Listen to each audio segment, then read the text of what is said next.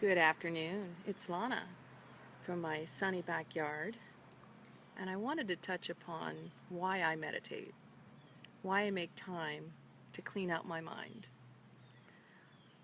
Meditation isn't all, let me get to that point of bliss. Let me sit here and escape my life and my world. It's to clean out the garbage, all those crazy thoughts that constantly circulate through your mind, that cause us this monkey mind, this running in circles, distraction from the what is and the what is happening right here, right now. Meditation is not always going to be bliss, enlightenment, joy. Oh, life is so grand.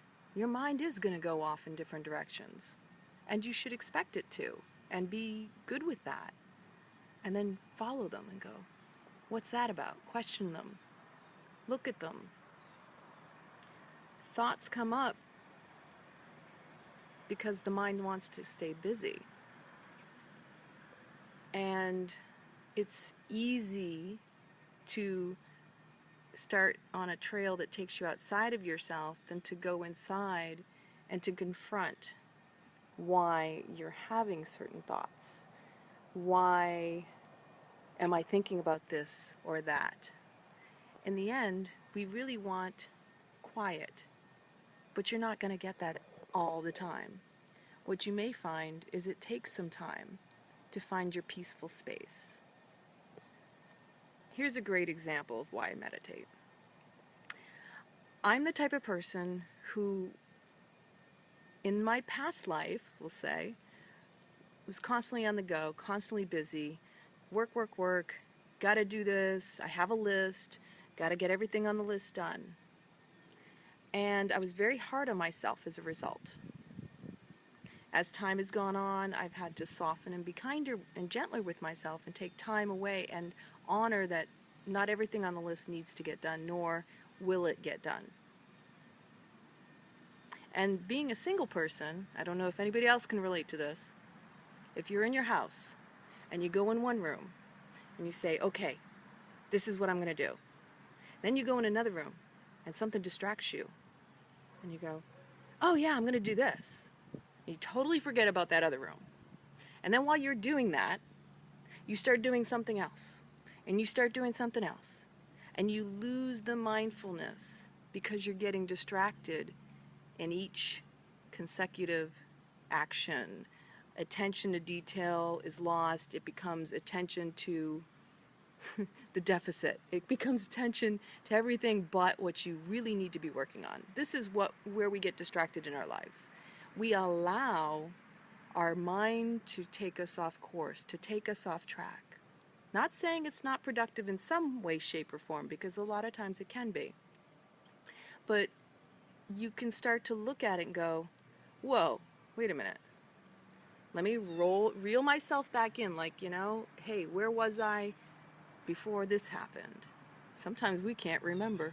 We're like, oh my gosh, what was I just doing? So this morning I'm in my office and I start moving and organizing things.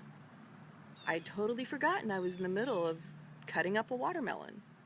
So when I walked into the kitchen and I see the watermelon in the sink, partially cut, and the bowl off to the side, I'm like, oh my gosh, I did it again. How did I forget?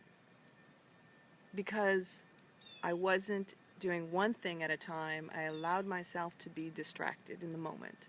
I allowed myself to leave the room and get caught up in something else.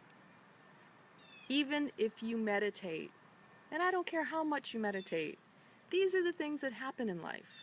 But they happen for a reason, to bring you back, to remind you to come back to this moment right here, right now, where you are.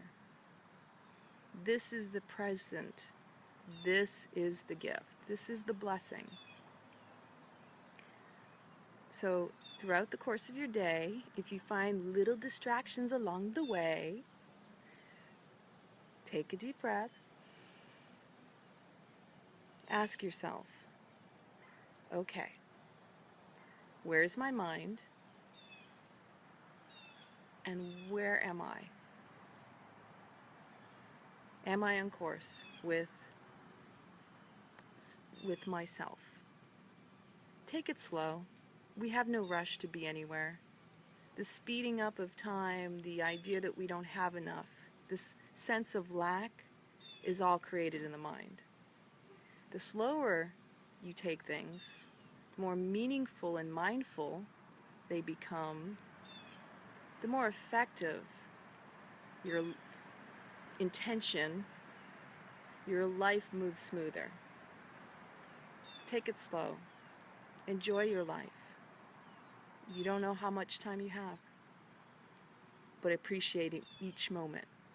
Have a blessed afternoon. Lots of love. Come join me for yoga later this evening.